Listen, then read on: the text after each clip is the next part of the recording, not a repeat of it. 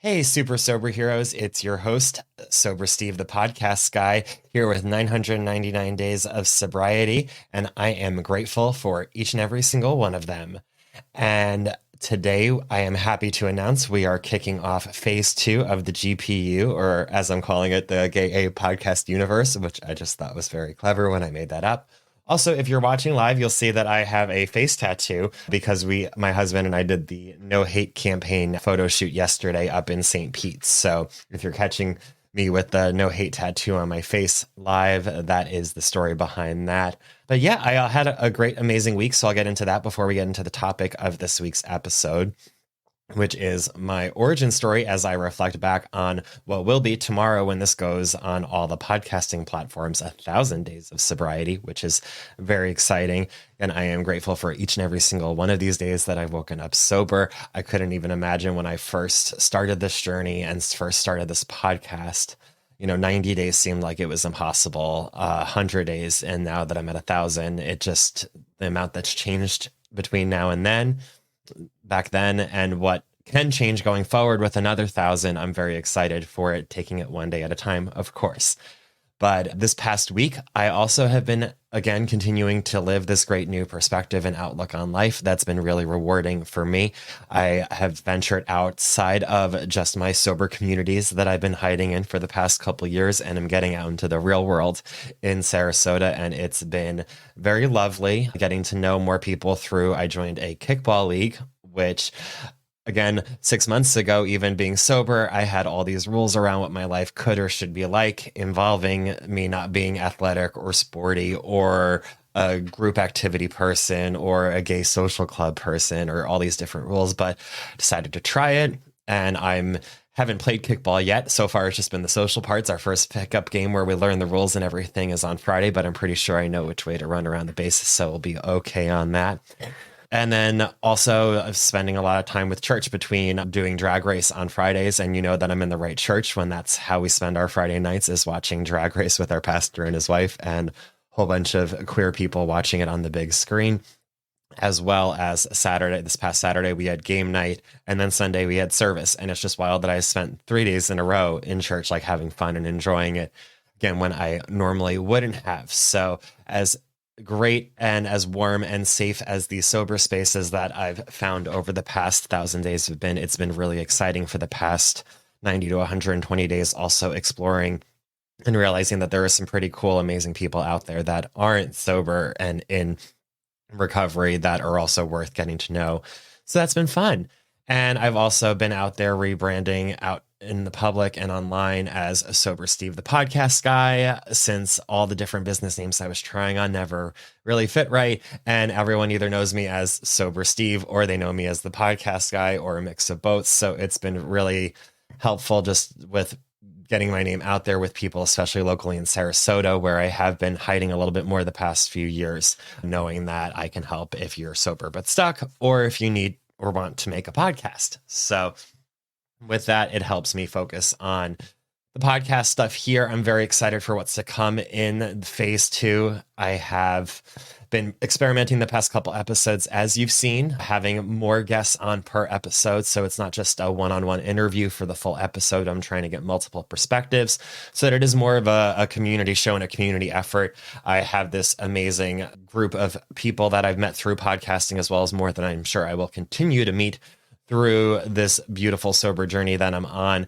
And so anyone who finds me along the way is more than welcome to come on and contribute their thoughts and their feelings and their voice to the different messages that we'll be talking about each week about living life queer and sober and what that means for us sober heroes. So I'll get more into that later and how you can get involved.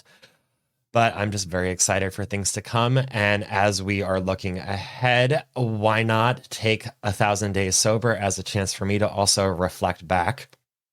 I know that when this podcast first came out on my 90 days sober, I did like my first ever qualification or share on here. And then I've done some check-in episodes along the way, along various milestones of recapping or sharing my experience. But between now it being on video for the first time ever, well as me being a little bit more unfiltered in the way that I'm delivering the message, I thought that it might be fun for me to take this opportunity to introduce myself to anyone who's newer or hasn't heard my story recently or has heard it before a million times and is ready to hear it from a new lens.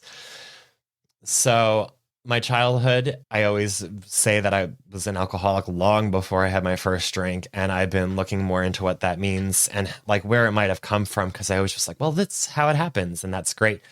But I've really been looking at recently just the fact that I grew up not only feeling like different from being like a young queer kid with just feeling innately weird and like off and being told, certain mannerisms that I had to like tone it down or not to talk that way or that I can't play with this toy or that toy because of gender rules and things like that, that I know many of us have gone through. But one thing that I also went through with my parents is I grew up, with the idea that anything that we have could be taken away from us at any moment. My parents, I would say in like an average week, 5 of those nights involved like all out knockdown screaming matches about finances, about not having enough finances, about where the next meal might come from, about how much money my mom spent of my dad's money that he was working hard to make, and about how much of a drain having my brother and I were on their finances and how things would have been just so much better if they only had one of us or even better had neither of us. And it was constantly this like scarcity mindset of, if you like something, you better hold on to it because it might be taken away from you at any moment. It was very wild to learn in high school when my friends like started pointing out to me that I was upper middle class, that my parents actually like never were going to run out of money, that they never were not going to put food on the table for my brother and I. It really was just their mindset about money that like, even though they always had a comfortable amount, even though there was always green in the account, like it was about that they just always wanted more and never had enough. And I guess that's the behavior that was modeled for me, because anything that I found that I enjoyed, like I always wanted more of it because I was afraid that it might go away. It was always with books. I had to like read as many books as I could so that I can like get more from the bookstore, because what if I can never go to the bookstore again? Like if it was candy, I wanted to get like the biggest bag of candy, because what if we can't get more candy again? Something that was taught to me subconsciously. I know that they didn't purposefully and like intentionally try and be like, this is the message we're going to send to our children. But I definitely grew up like worried that if I liked something or wanted something, like I had to have it right now because it might be taken away from me tomorrow. And it is just funny finding out that like there are so many people out there who had so many more like actual real financial struggles where they were like living on ramen, or like parents were really struggling, that it is really like I've had to let go of some resentments, or I'm actively working a lot of times on letting go of some of the resentments towards the environment in which I grew up in and the people in it, just because I knew that that wasn't their intention. But it is wild that like people lived much happier, fuller lives like without that scarcity mindset, who are much more hard off. It's just the way that they were raised and have chosen to continue to live their lives. And then you add in the fact that, as I've mentioned in the past in some of my solo episodes, sexual trauma is also a huge part of my history and my childhood. I was from an older cousin at family gatherings. So for the longest time, I thought that it was actually part of the punishment. So I grew up feeling like not only like might I get molested if I misbehave at a family gathering, but that like it also led to later on the whole sex is bad thing, which I know a lot of us were already struggling with the way that we were dealing with our sexuality. So with all of that, like I always wanted to escape. I didn't want to be here. It didn't always feel like the best place in the world right now. Like when I was younger, it was very scary. There were lots of times growing up where I realized, like in the lens of in the 2020s, when like mental health is more of a thing. I remember when I transitioned from 3rd to 4th grade, my parents moved me from public school to Catholic school for like various reasons that they thought were for the best. But like as a 4th grader, like I was so severely depressed that I was like having meltdowns every single morning and like being in the nurse's office all day and like crying all afternoon for like months on end. And no one was like, hey, this child might have depression, which is interesting. But I just like, I didn't handle life and I didn't handle change well. I always wanted to just run away and escape because the world always felt scary around me. And the first time that I had alcohol As a kid, it was at a family gathering where I was handed a beer and I was like, oh, that's disgusting. But again, like right before I handed it back to my uncle, I still took another gulp, which, like most things, I mean, if it was broccoli and you handed me a broccoli and I took a bite of it and I was like, ugh, I would hand it back to you, no problem. But something about alcohol, like with a beer, even knowing that it tasted disgusting, there was a part of me that was like, but you should have some more before you pass it back. And I always thought that it was because I was too young at the time. So every year, like around or on my birthday, I would break into my grandmother's liquor cabinet and try the old gin in her cabinet that was as old as I was to see if it all of a sudden magically tasted good. Spoiler alert, never tasted good. But that's also because it was straight gin and I was not seasoned or prepared for that or expecting that. So I didn't really like drink through high school until I got to my prom. And I've shared before how great of a social experience that was after having been bullied and tormented and made felt like othered and teased. And like even the beginning of my senior year, like when I had been outed and attempted suicide and everything, like it wasn't a great environment at school. And all of a sudden, my after prom, everyone's laughing and cheering about how fun Steve is because Steve can drink so much and Steve is so funny. And look at Steve smoke pot and like, look at all the stuff that Steve's doing. We didn't know Steve could party like that. And all of a sudden, like I felt like I had arrived with these people and felt part of a community in a way that I never had before, like in high school or in elementary or junior high school that I could remember. I was always very isolated between the geographic location of having like everyone from my high school being from all over Long Island and being 20, 30 minutes away with parents who would never drive 20 minutes to drop me off at a friend's house because that was too far for them and they were too busy for that. So I didn't really have a lot of connections, and being able to have those, I always like kind of painted that as like my aha, like this is the great moment that I was chasing. But only recently for my leather and kink meeting that I've been frequenting lately, when I examined it through the lens of like sex ed, I also realized like after that night, like ended where everyone was like in love with, Steve, the drinking, smoking pot, fun, awesome guy. Like I went back with my prom date at the time, Ricky, and I was horrible to him in the bedroom. Like it was the first point we had gotten to a certain point in our relationship romantically, and he didn't live up to my expectations. And I let him know about that in a very rude way. And it was very not cute.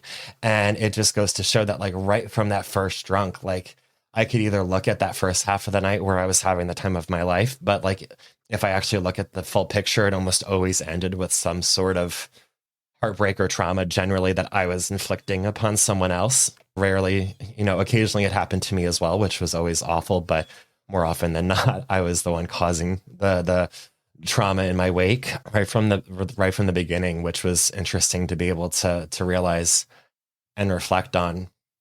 I know that certainly set up a pattern of behaviors that came from that into college. My first goal right away was finding a guy who was old enough to buy me alcohol, no matter how great or not great he was towards me or for me. And so we were in a tumultuous relationship that eventually got me thrown out of school, or not thrown out. I was like discharged a little bit early and was able to finish my finals from home before doing that from home was a thing, and went to semester in person while like locally on Long Island while I was living with my grandmother, before venturing back up to SUNY Albany, where I ended up graduating with my psych degree. But throughout that college experience, it was a lot of either me being in relationships with guys who would supply or provide my drinking habits, or if I was single, a lot of promiscuity and floating from one, like nowadays they would call it situationship, to another where I might be with someone for 3 weeks or 5 weeks or 6 weeks, but like never too close. It was always like right away. Like, if I remember correctly, like we were like always like saying I love you within like the first or second week, which was wild now. Cause like, I know that that's not how love works. Like for me with those situations, it was just, I love the way that they made me feel. And I was an addict. And so I wanted as much of them as I could until things got difficult or weird. And then I was done with them and it was on to the next one, which also isn't very cute. Occasionally they would stick around, and those would be the relationships of people that I would spend more time causing trouble for or tormenting with my selfishness and my drinking. And it kind of went through that over and over again, like through New York into my early 20s.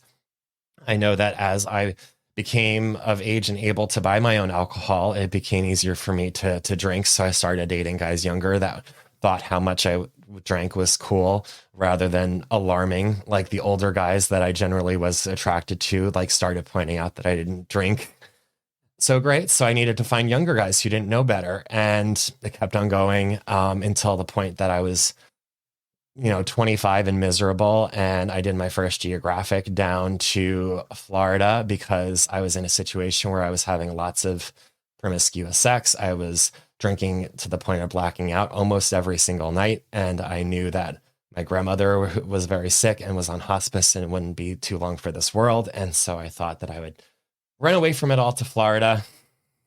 And it just shows that I learned real quickly that you can't really run away from your problems. I mean, within a month or two of my moving down here, not only did she pass, which we all expected at that point, but I also had my HIV diagnosis and I also had my first DUI. And so like those three things happened within a month of each other and within 2 months of me moving down here, which was quite a lot. But I did adjust, I did start getting medical help right away. So I've been undetectable now for over 12 years. And I did all the DUI stuff, which scared me enough when they sent me to meetings, I was like, this is horrible because they didn't teach me how to get away with it next time. So I didn't really listen to the message, but it did scare me enough where my drinking was under a little bit more control, using that loosely, like for a little while, but not really great. Like it just, rather than being an everyday occurrence, it went from just whenever it did happen, it was not great. I never knew when to stop. There was never just one, but it was happening less frequently after the DUI, which gave me a chance to like work on my health and get myself settled down here in a more meaningful way. I mean, there were still some relationships along the way that weren't the best for me, but eventually I realized that, and I ended up spending some months living with my parents, not really drinking at all, getting into physical shape, taking care of myself. And I was like in a really good place where I wasn't looking for the next high or the next drug or the next relationship. And that's, of course, when I met my now husband, Steven, meeting thinking that, maybe it will start as a friendship, and it turned into much more, much quicker. But it happened in a way where it was the first time where it was because I was choosing to be with him rather than like I felt like I needed to be with someone, whoever it was. So that was cool. But of course, as we go out and we start doing things around places with alcohol, I start drinking, and we realize that it's not exactly like improved over my past few months or, of working on myself while living with my parents, that when I do drink still, even after a 6-month hiatus, it's still pretty bad. And we continue to try and manage it, and you can't manage the unmanageable. It progressed as the years went on, and I had always tried to say that I will moderate like in time, because at one point our plan was to, get married, then get the house, then have a kid, and then, have our family that way. And as we were going through a pending adoption, that ended up being too much for us, as well as the world shutting down with COVID. It all was just a time when all of that ended and we had to say no more, that everything I felt like I was aiming for, looking for, trying to get out of my life kind of came tumbling down. And that's when I really like gave up of like trying to control it, of trying to be like, well, maybe this time I won't drink as much, or maybe this, I can't drink this often because of this reason or that reason. I just said like, fuck it, like fuck the rule book that I made in my head about when and when I can't drink or how much I can't drink. And just became like all about me getting my next drink. At the time I was also smoking pot constantly as well. So it was like one or the other, and felt pretty bad pretty quickly, because it ends up those two things are both depressants, which you couldn't have told me in my addiction. I was convinced that both of them were the solution that would make all of my problems go away. That the problem wasn't that, it was what happened to me when I was younger, what happened to me with the adoption, what happened to us, with the marriage and the COVID, and like everything was about me, and how it, but it wasn't about the alcohol until I finally got to the point where I was forced to like look at it, where Steven was at the point where he was ready to have me pack my bags and move out. And I had to admit for the first time, like out loud, that I had a problem, because as much as I knew for months, leading up to that I had a problem. I was like waking up in the middle of the night crying that like I didn't have an aneurysm in my sleep and just pass away. Cause while I wasn't suicidal, I definitely wanted to turn off the button of being alive. I wouldn't like take the actions to do the thing, but I certainly didn't want to be here anymore. And I was very upset every morning when I was, and then I had to go through this whole cycle of what did I do? Who did I text? What did I say? Never doing this again, and then doing it again before the morning's over. And that cycle was just very difficult. And so having to admit out loud that I needed help and that I couldn't control it was very scary. But as soon as it came out of my mouth, it also felt so much lighter. Like, and it felt nice getting it out and being able to say it to him. And what was wild was that when I actually started communicating with him about how I felt about the alcohol and how much I had been drinking and how I'd been feeling about it and everything like that, like rather than trying to hide it or minimize it or downplay it, he was able to really like hear how bad it was. Like, you know, and I'm sure as most people who have loved alcoholics in one way, shape, or form have known, like there are signs that, you know, and you might find the empty bottles, you know, hidden away places. But like, I don't think he truly like knew how spiritually, like I was feeling bad. Like he knew that there was a lot of alcohol going around in the house, but didn't know what was going on in here as much. And when I shared it, I wasn't kicked out, but I was strongly encouraged to do something about it or I would be.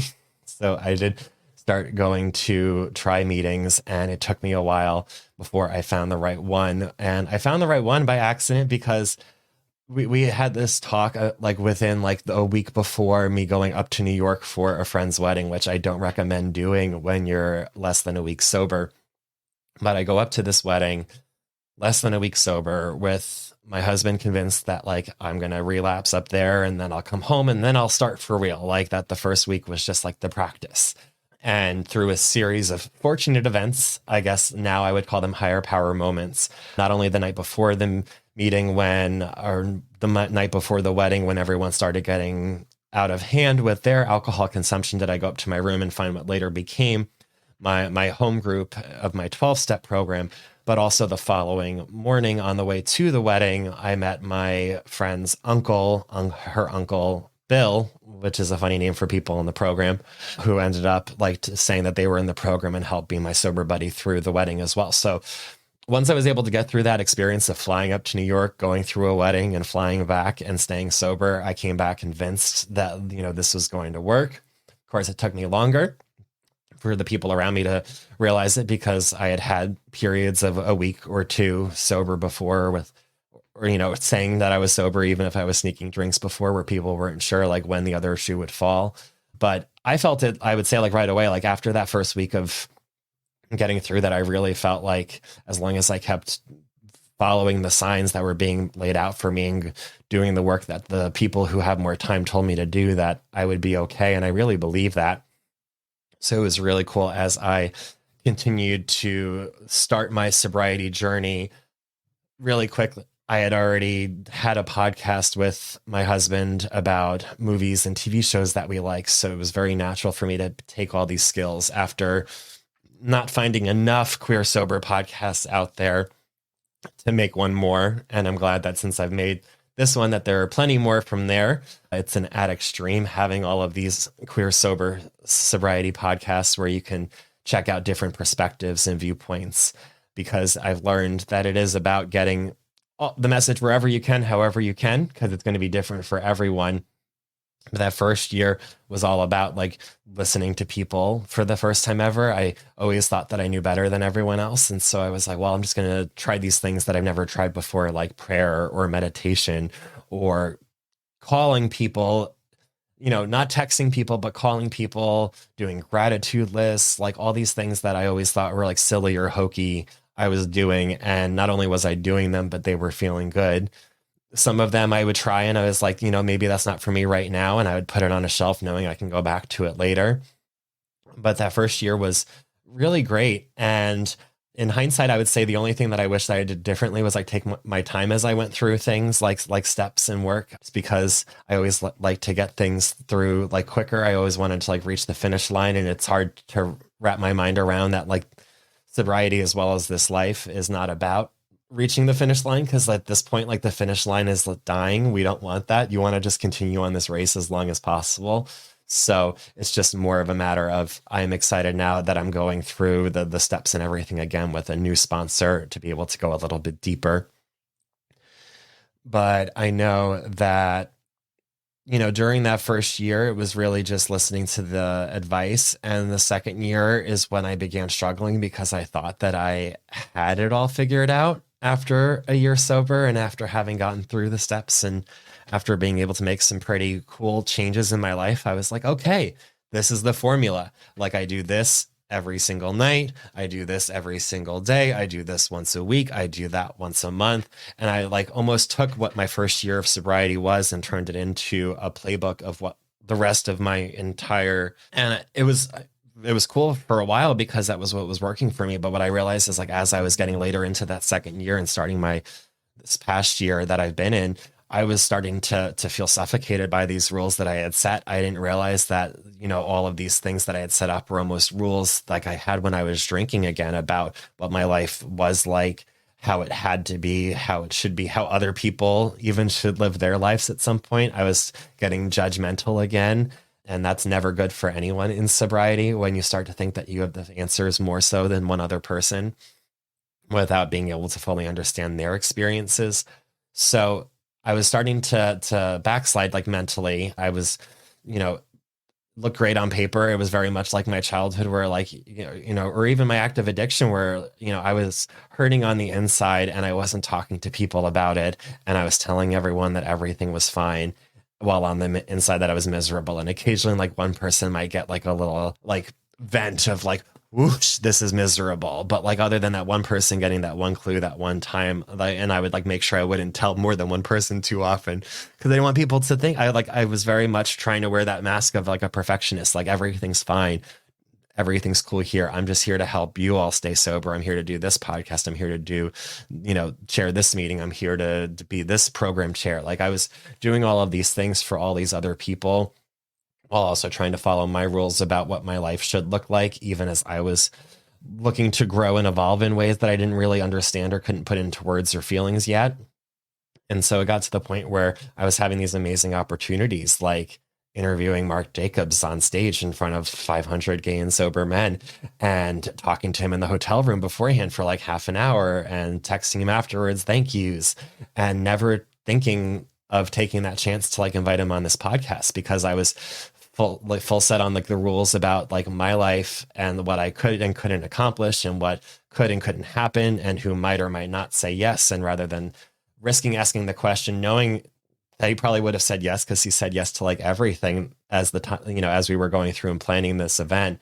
He's a very cool guy. Like, I just was convinced, or I told myself that, like, he would say no, so I didn't ask for fear of rejection. And I'm sorry for all of you because of that, but who's to say that he won't be on again one day in the future? That would be awesome, as I am now just, like, realizing that it is a matter of just putting yourself out there and asking. But I didn't know that at the time, because I was trying to live small, and I was absolutely miserable inside as I was trying to fit into, like, what other people wanted from me, rather than living my own life. I was in a job that was making me miserable. When I returned home from that trip, I was like, why am I doing this? This is horrible.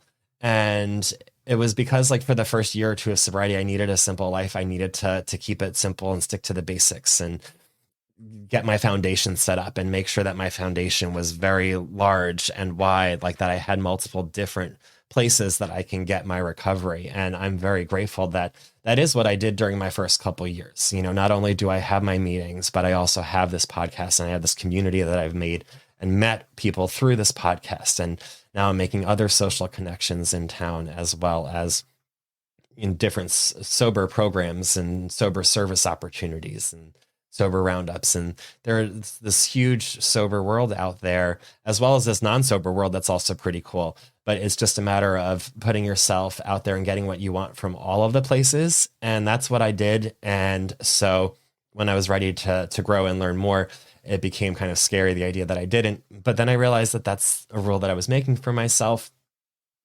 which is what led to a lot of the transformations that you might have seen in bits and pieces over the past, I would say, 4 to 6 months.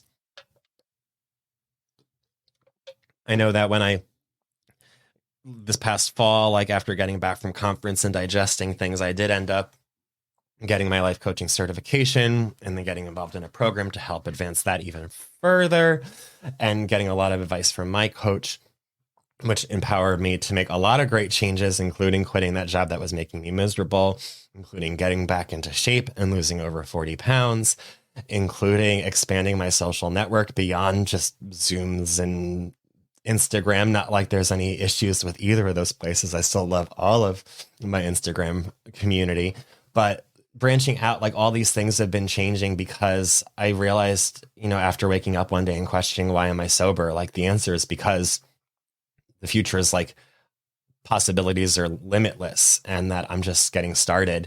And I need to take advantage of that and use that to my advantage. Like, and I can take it one day at a time and still have goals and dreams and hopes and aspirations. I can set intentions for the year without trying to call the shots every single day, and learning how to kind of work my program as well as my coaching and my life, like all together in a way that feels right for me, has been beautiful. I know that any of those things like done in a short period of time would be cool, but the fact that I've managed to do all of them at once feels a lot lighter. And it's empowered me to be able to be a little bit louder and more vocal with my thoughts and feelings about certain things. It's given me the chance to communicate better with my husband. And as much as everyone's always like joked about calling us like couple goals, I always was, worried or like felt insecure about that, whether that's true. But like now that we're communicating on a daily basis about like what we need and want and feel, like I really do believe that, because communication is so important in relationships. I'm learning that during my leather and kink meetings, but I feel like that's something that you can learn just in your day-to-day life and apply it to your normal friendships. The more that I reach out to my friends, I have to realize that they might not always respond to my text, but it's not about me. It's about them, and that doesn't mean I shouldn't stop texting them, because then that ends up becoming about me. And it is about connecting to people because I care about them and want to send them love, not what they're going to do for me, which has been huge. And telling people that I love them when I love them. And, if I'm thinking of someone, not just thinking about them and keeping quiet about it, but shooting them a text. The number of times that like I'll be driving or in working out or doing something, and all of a sudden, like I feel this like urge, or like a friend or a family or a loved one, like crosses my mind. Like the number of times I'll just text them like, hey, just thinking of you, like that I'll find out, or they'll reply back later, like that came at the perfect time that they needed it. I normally would just hear those messages and just ignore them because I was doing my own thing. But it's been nice being able to share my love and my gratitude of where I am right now with my life, with the people that I love.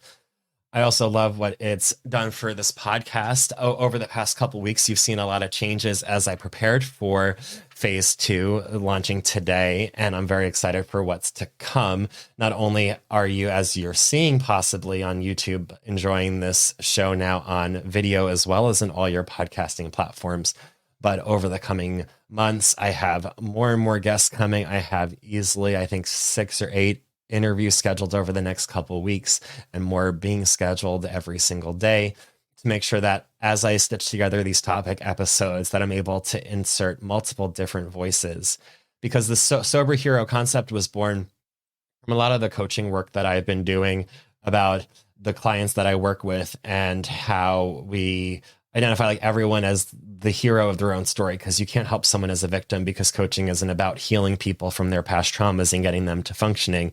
It's about taking people that are already functioning in their lives, but might feel a bit stuck or lost or overwhelmed, and getting them to thriving. So you have to, like, for someone to be able to become thriving, you have to really believe they're a superhero or like a hero in their own right. And so when it comes to sober people, I was like, well, that's obviously super easy, because every single person who's sober is a sober hero. Like everyone that I've ever talked to through this podcast, every single person I've ever met in a meeting, I can fully like look at them and be like, you are doing awesome things, like because you're sober today and you chose not to pick up, which is a radical act for an alcoholic and an addict who struggled with that before. And the fact that you're like not only living your life, but possibly doing amazing, wonderful things in your day-to-day life that are making differences, whether it be on a small scale from treating someone else with kindness who needs it to on a grand scale of doing these big acts of service or changing the world. Whatever you're doing today, if you're sober and you're doing your best and living your truth and being authentic with yourself, you are a sober hero. So I was like, check, I got this concept easy. And then as we were talking about the different masks that we wear, I was like, I wear tons of masks all the different times, like even though I shouldn't, because I'm always worried about what people will think of the true me if I show up authentically, because I was always told to quiet down or always told to tone it down or said you can't talk about sex in public or say this joke or do this thing. Like, and it was always very much, that I was always a little different in whatever group that I was in. And so being able to really embrace that and know that the more that I'm uniquely me, even if I'm the only me out there being as uniquely me as possible, that more people will resonate with that and relate to that than they will if I am possibly like not saying something that I feel because I'm afraid it will upset some people. What if other people need to hear me say those things? So that was something big that I got out of my podcasting convention, where hopefully you enjoy that as we go forward with these topic episodes. Not only will I be sharing my guest views on the topics, but I will also be sharing my views as well, which will be fun to see how you all relate to that and see eventually, like I know that right now, I can honestly say after 1,000 days sober and 179 episodes that I haven't had a single negative comment. And I'm being told that means that I'm not trying too hard. So let's see if we can get some negative comments as I start ruffling some feathers with my thoughts and opinions, which is exciting because how beautiful is it that being sober today, that we all have these feelings that we can share with others in an open, authentic way without it being bogged down or I used to try and drink away like a lot of the thoughts and feelings that I was having. It was to escape not only like the bad stuff, but also the good stuff. So it's been fun being able to explore all of this in sobriety and through this podcast. And I look forward to exploring it with all of you. It means a lot to me being able to take this concept of, things like that we'll be talking about coaching concepts, but applying them to topics that relate to sober life for all of us, especially queer sober life. I know that I dropped queer from the title, but it still has gay A, which is punny if you get it or you don't, which is okay too. But it is still going to be queer voices mostly that you hear. But I also can't promise that if along the way that I meet someone who is a queer ally and very embedded in the queer community, like we've had guests like that in the past, like I'm not going to not share their story if they are doing just as much service and work for us as some of us are. But what I can promise is that it will be mostly queer and 100% fabulous, no matter who my guests are. So I have some awesome guests coming up, and I would love for you all to get involved as well. So the best way you can do that is by emailing me at steve@sobersteve.com. I still have the other email from earlier episodes, so if that's the one that you drive with, I'll answer there too. But going forward, I will be talking about going to my website, sobersteve.com, for anything podcast related, and how you can email me at steve@sobersteve.com. We have a lot of different topics coming up, and we can record interviews on 1, 2, or even 3 topics and spread it out. So you might hear people over a couple different weeks in little bits, which is exciting. I love being able to do that with Danielle and Mark recently, and I look forward to doing it with smoother transitions for the future people going forward. And love to hear what you think about the Soberhero concept, and maybe even submit what your Soberhero moments have been like, and I'll share them on the podcast with everyone. I think that would be super duper cool. So make sure you are following us wherever you are listening right now, so you can get these new episodes when they come out every single Wednesday on YouTube and on Instagram Live and other lives, as well as Thursdays in all of your podcasting platforms. I am also on all of the social medias at Gay A Podcast. So make sure you follow me on all your favorite socials, because I am on all of them now, doing things most of the time. regularly, at least weekly. So I'm very proud of that and how great it's been being able to connect with so many more of you where you are hanging out rather than expecting you all to come over to Instagram to come hang out with me. So I've enjoyed chatting with people on TikTok and on Facebook and on other places that I wasn't as active previously. I can promise that, as big as this podcast might get in the future, that the one thing I always love is hearing from all of you. So I don't want to give up doing my own socials or hiring robots to do it for me. So if you comment on anything that I post, I can promise not only will that light up my day when I see that you've commented, but I will also be quick to reply because it means a lot hearing from all of you. This podcast isn't just about my voice getting out there and sharing my experiences of how I've become a sober hero and am living my best life possible and doing my best to make a difference. But I also am here to showcase that there's lots of us out there. That was my issue when I was drinking, is that I always thought that I was so alone and that I was the only one with these issues and struggles. And so I love in my sobriety, I'm able to amplify the voices of queer sober heroes doing super awesome things out there each week. So this is just the beginning. Hang on tight. It's going to be an awesome phase 2 as this show has evolved, and I'm sure will evolve again one day because we are all growing and evolving in our sobriety and in our lives. And this is just the beginning for all of us. So thank you so much for tuning in to another episode of Gay A, the Super Sober Hero Show. I look forward to talking to you soon. And until next time, stay sober, friends.